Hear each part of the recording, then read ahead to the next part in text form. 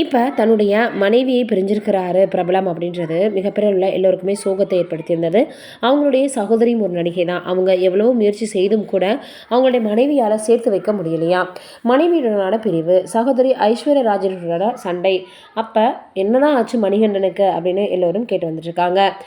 தன்னுடைய அண்ணனுக்கும் அதே போல் அன்னிக்கும் இருக்கக்கூடிய பிரச்சனையை தீர்த்து வைக்க ஐஸ்வர்யா ராஜேஷ் பலமையை முயற்சி எடுத்தால் கூட அது தோல்வியிலே முடிஞ்சிருக்கு.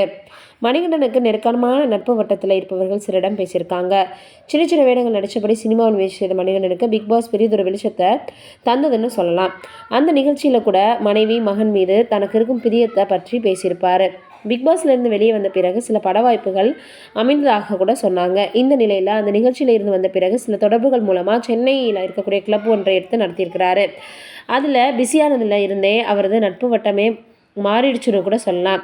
அவரது நடவடிக்கைகளில் மாற்றம் தொடங்கியிருக்கு. அதே போல் எந்த நேரம் நண்பர்கள் சகிதம் கிளப்லேயே கிடந்ததாகவும் அதனால் ஒரு கட்டத்தில் அவங்க வீட்டில் குறிப்பாக அவங்க சகோதரி இது பற்றி கேட்டதாகவும் சொல்லப்படுது. இதனால் ஒரு கட்டத்தில் கோபிச்சுட்டு அவர் வீட்டுக்கு வராமல் தனியாக ரூம் எடுத்து தங்கியிருக்கிறாரு.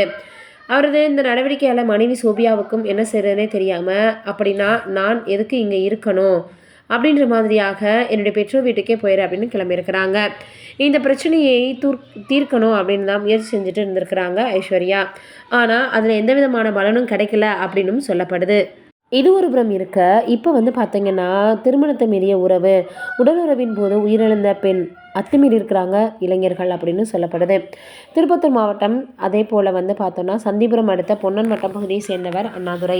இவருடைய மகன் சிவா. இவருக்கு 19 வருடங்களுக்கு முன்பு சந்தியா என்ற பெண்ணை திருமணம் செய்து வச்சிருக்கிறாங்க. பின்னர் சிவா பெங்களூருக்கு வேலைக்கு போனதுனால சந்தியா மட்டும் வீட்டில் தனியாக வசித்து வந்திருக்கிறாங்க.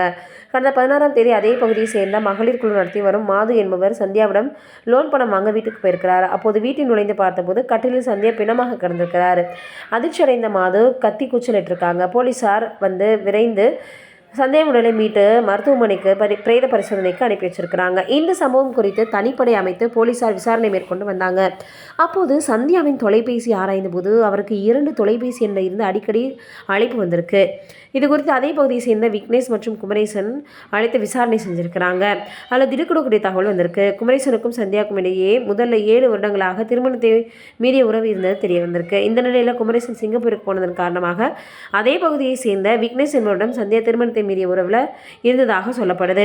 இந்த நிலையில் 4 மாதங்களுக்கு முன்பு குமரேசன் வெளிநாட்டிலிருந்து மீண்டும் சொந்த ஊருக்கு திரும்பிய நிலையில் சந்தியாவுக்கும் விக்னேஷுக்கும் இடையே திருமணத்தை மீறிய உறவு இருந்தது தெரிய வந்திருக்கு. இதனால் இருவருக்கும் இடையே தகராறு ஏற்பட்டிருக்கு. இதைத் தொடர்ந்து 10ஆம் தேதி இரவு வீட்டில் தனியாக இருந்த சந்தியாவுடன் குமரேசன் தனிமையில் இருக்க வற்புறுத்தியிருக்கிறார்.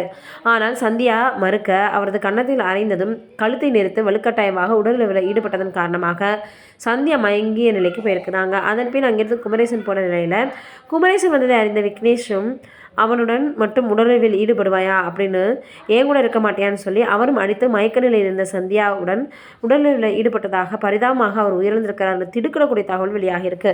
என்னடா இது இப்படி ஆரம்பிச்சிட்டிங்களே, அதுவும் அடுத்தவருடைய மனைவிக்கான ரொம்பவே கால் துப்பாத குறையா அந்த பகுதி மக்கள் அவர்கள் இருவரையும் பார்த்து வந்துட்டு இருக்காங்க.